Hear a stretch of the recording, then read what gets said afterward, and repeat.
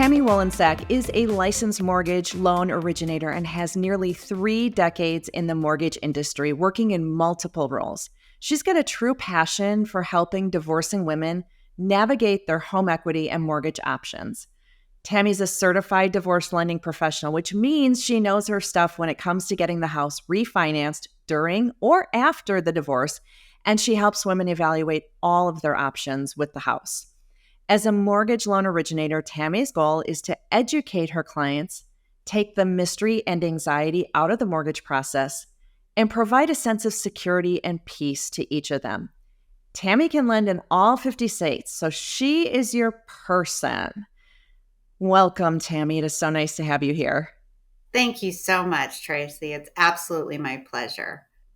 Well, housing issues are really tough when people are going through a divorce. Can you keep the house? Does there have to be a buyout of someone? Can I even afford this? And now, what about interest rates? It's a tough issue, isn't it? It's absolutely one of the biggest decisions I feel that a divorcing couple will go through is regarding their housing. A lot of times, one of their biggest assets. So, no doubt. Big question. So, for the sake of this discussion, let's talk about a woman going through a divorce because that's who's going to be listening to us for the most part. So, men, if you're out there, don't get offended, but it's mostly women who are listening to us. So, that's who we're going to talk about. Yeah. And she wants to keep that family home. Yeah. That's the decision that they have made in their marriage. She, in the divorce, is going to keep the family home. So, I want to walk through some of the issues and options that many women face, okay?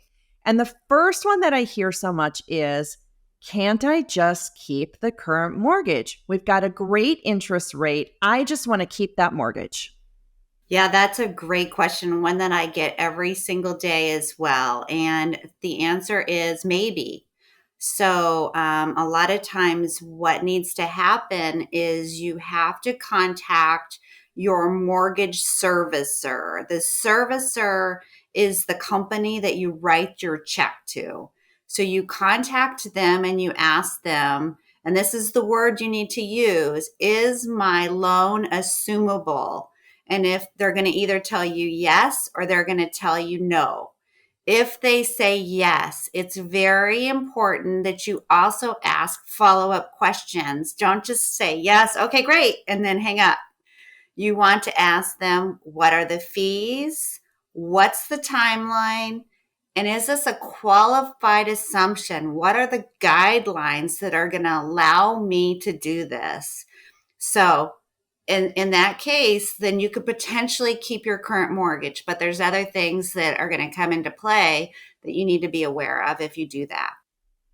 I want to know about those other things that come into play because my understanding is that you do have to qualify for that mortgage. They don't just say, okay, your name was on it and suddenly we'll take your husband's name off the mortgage and it's now yours and we're all ready to go. They want to be sure that if they're taking your husband off of that you are able to keep paying every month, right?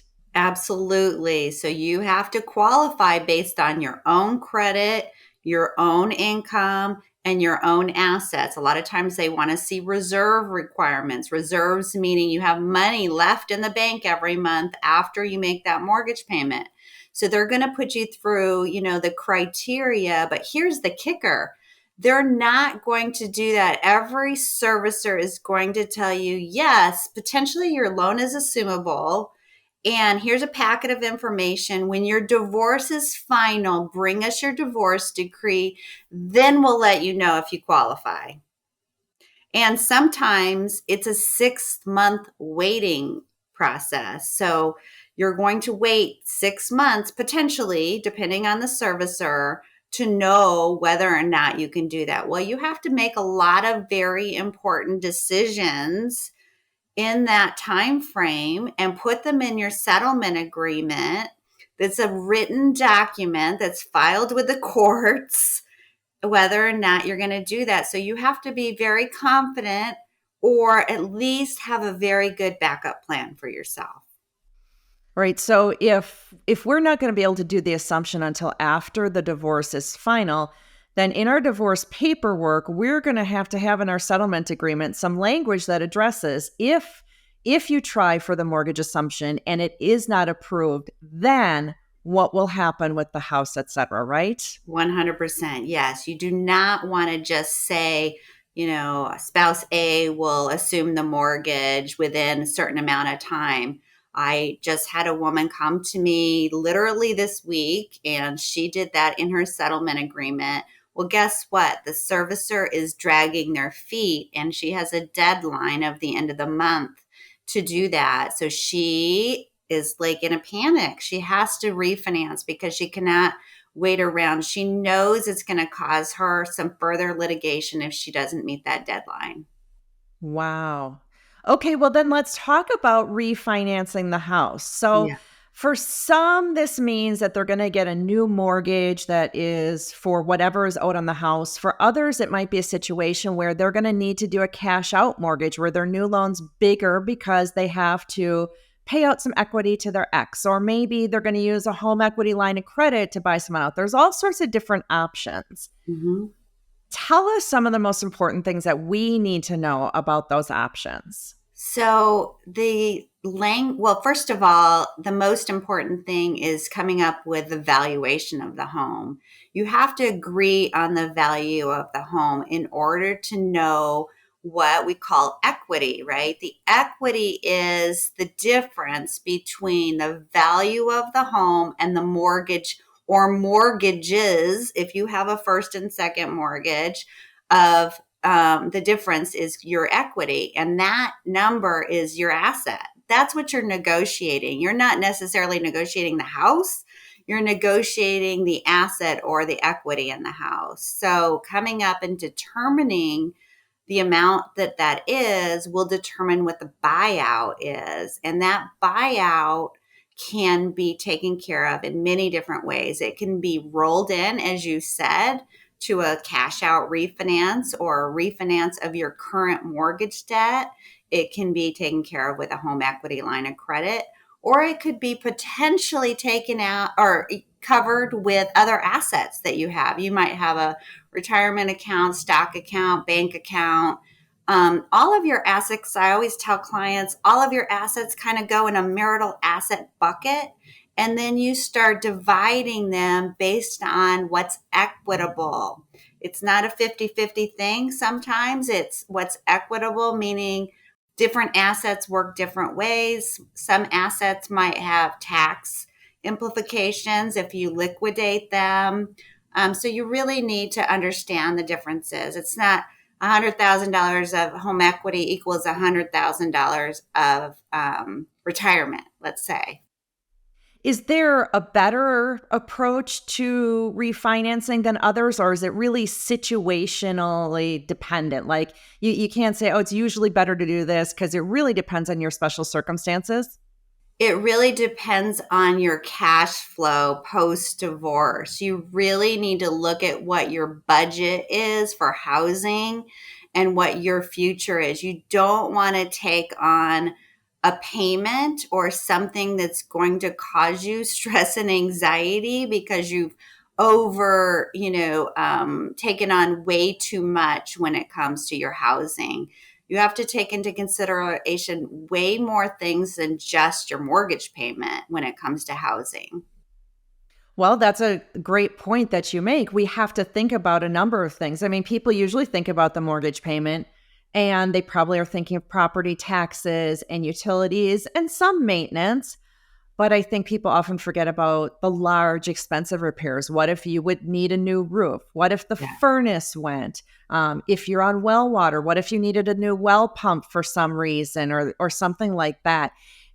What do you see in terms of people kind of forgetting about some of the expenses that go into it? All the time. I think they take a very emotional stand when it comes to the marital home, and they do not think past just living in the home the way that it is. And so I always suggest that people look at it as if they're buying their own house again, because that's kind of technically what you're doing. You're paying out your spouse the equity, and you're taking on whatever is involved with that piece of property, right? So if there is a roof situation or a plumbing situation or whatever that hasn't been addressed during your marriage, it's going to come up once you sign that bottom line. So you could potentially get a home inspection. You would do that if you went out and you bought a new house. Anybody that's going to buy real estate typically gets a home inspection done. You can do that on your own property as well. You can get a home inspection done, and an inspector will come in and they'll look at everything that's going on with that home, things that you can't see with your naked eye. They'll look at your roof, they'll look at your plumbing, they'll look at your electricity, and just make sure that you're not facing any large ticket items in the near future for yourself. That is so smart. And that's why I love being friends with you, because you have smart ideas. I hadn't even thought about an inspector, because that's something that costs, if I'm not mistaken, I'm probably like a few $100 it'll cost you to Yeah, have someone come in and do that. And it's really worth some peace of mind. You know, absolutely. in the online divorce support groups that I watch and am a member of, and I see what people are discussing, and a lot of times I hear women say, well, rent is going to cost me more than my mortgage, and so it doesn't pay for me to go rent an apartment. I should really just stay in the house. And I think, gosh, you're really forgetting about all the other expenses related to being in the house. And the one that always worries me so much with my clients is the unexpected major repairs. At least if you're in an apartment, you will never have that kind of expense because it's always taken care of. You will know exactly what it costs you every single month to live there. Completely agree. And I know I'm a homeowner myself, and every year I think, oh, is my plumbing going to back up? Am I going to have to is my sink going to get clogged and I'm not going to know what to do? There's a lot of small little things that come up just being a homeowner. So just make sure you have the ability, or have maybe some a liquid fund to go to in case some of these items come up, because it's not just going to be your mortgage payment. I totally agree with you. Okay, so what if I have been a stay at home mom and now I don't have any income, or maybe I just started a job, so I don't have much of an earnings history? How am I going to qualify for a mortgage if I want to keep the house? Well, there's a couple of things there when we talk about qualifying for a mortgage. A lot of times, stay at home moms get support. They have support that is negotiated in their agreements that might be for a particular amount of time. And in the mortgage world, I can use support for qualifying for financing, but there needs to be very specific things that are tied to that support. So you have to have received that support for 6 months, and then prior to the financing, and then you have to have a 3-year continuance of the support in order to use it for mortgage qualifying purposes. So let's say that you have a 12-year-old and a 16-year-old, and you're going to get child support. Well, the 12-year-old, more than likely, you get that support till the child turns 18, but the 16-year-old, you're only going to get that for probably 2 more years. So, for mortgage qualifying purposes, it's very hard for an underwriter to know what that support number is going to end up being once that 16-year-old ages out, what we call ages out, Mm-hmm. meaning they turn 18. So we just sometimes cut it in half. So if I can kind of work with the client up front and figure out what those numbers are, sometimes I can get the attorney to agree to be more specific with those numbers so that I know exactly, because maybe it might be 3/4 of the amount that you'll still continue to get once the 16-year-old turns 18. You may still get more money, but we want to make sure we have enough to qualify you. So I Okay. look at all those numbers. Well, what about the flip side of it? What if I'm the person who's paying support? Am I going to be able to qualify for a mortgage knowing that I've got all that money going out the door every month? Good question. And that's one that also people overlook. So if you're having to pay support that is considered a liability for you. And it depends on how it's categorized too. Is it spousal support or is it child support? In the mortgage world, those two types of support are calculated differently when it comes to qualifying for a mortgage. So we would need to know what type it was, and then we would be able to project for you what that would do for your future budget.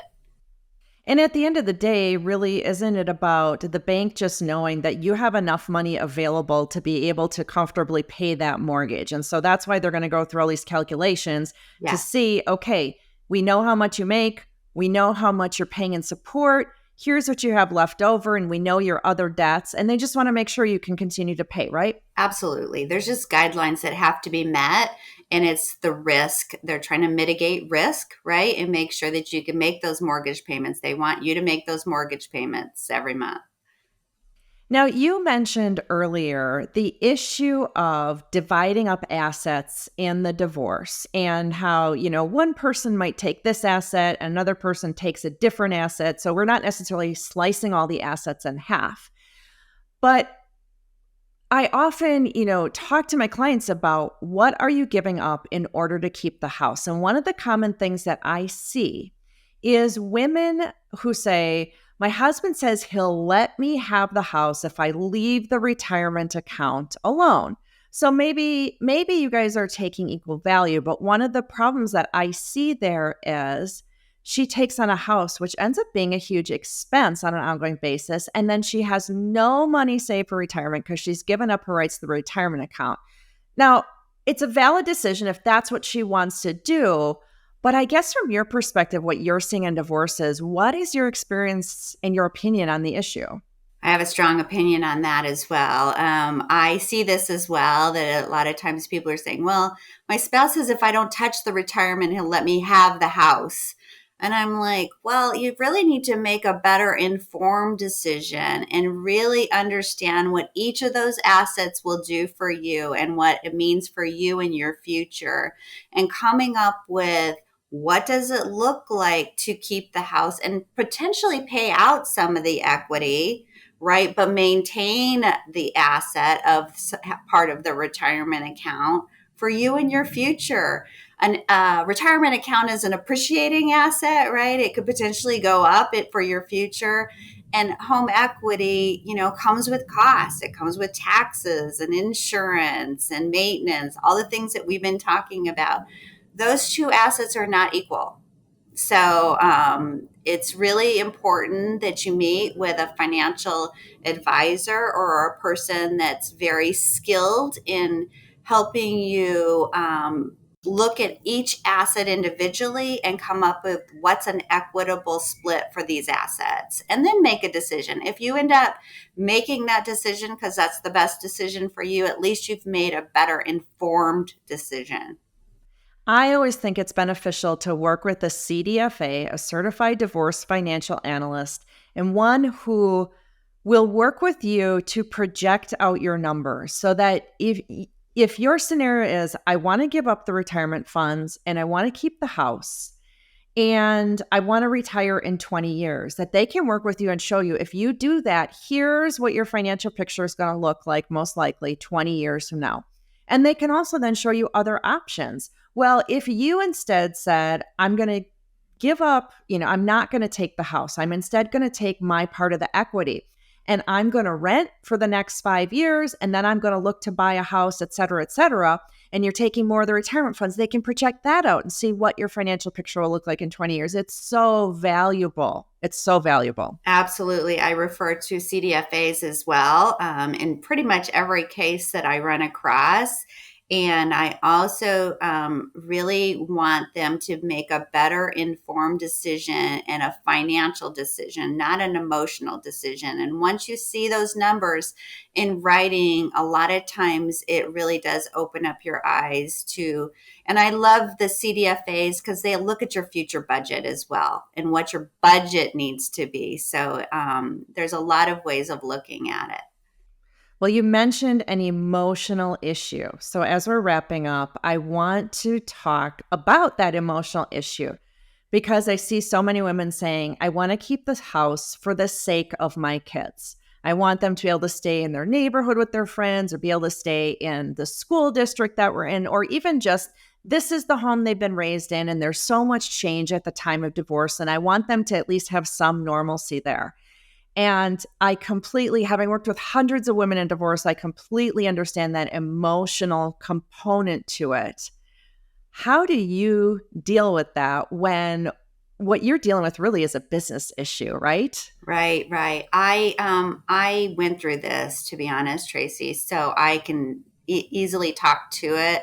And I tried to keep my marital home, and it was very taxing on my budget, and it was too much house for me. And so when I did finally make the decision to downsize and right size my budget, and I didn't feel that stress, I feel that kids are going to feel the mother's and father's stress of the situation. And if you can put the oxygen mask on yourself first and make sure that you're able to meet all your obligations, your children are going to feel that. And that's really what they want. They just want to feel secure. They want to know that they, have your support and your love. And when I did that, and I right-sized my budget, I downsized significantly. My kids were okay, right? They knew I was going to be okay. And we made it kind of an adventure, to a new bedroom. And I was able to Right. help them paint their bedrooms, whatever was the theme at the time, and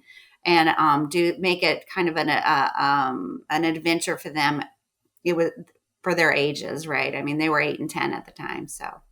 What I see with my clients is the kids care less about the specific house that they're in and they care more about the quality of life. And that doesn't mean your kids won't say, but I like my bedroom. I want to keep my bedroom. That's very natural for them to say. But in the long run, what I've seen is the kids care more about the quality of life, and having a little less money stress is worth it, and having some freed up money that maybe you can go on a vacation in summer with your kids and things like that is super important. Absolutely. Or look at all the things that they do that cost money. Maybe sports, maybe they're in a lot of activities. All those things cost money. If you have a big home and then you have to cut those things, those items like you're talking about, they're not going to be happy with that. Right.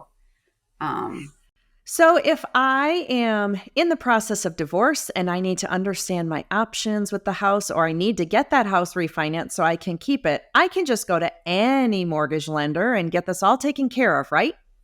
Well, unfortunately, no. A lot of mortgage lenders would tell you to come back once your divorce is final. I find that a certified divorce lending professional is going to help you during the process of your divorce and coming up with all of the solutions. The great news is I'm a licensed mortgage originator and I cannot charge for my consulting fee. So my consulting is complimentary, and I work with my clients throughout their entire divorce process and coming up with solutions, maybe several times. There might be different negotiations during the time. And then if there is mortgage financing in their future, then I would just want to be considered for that.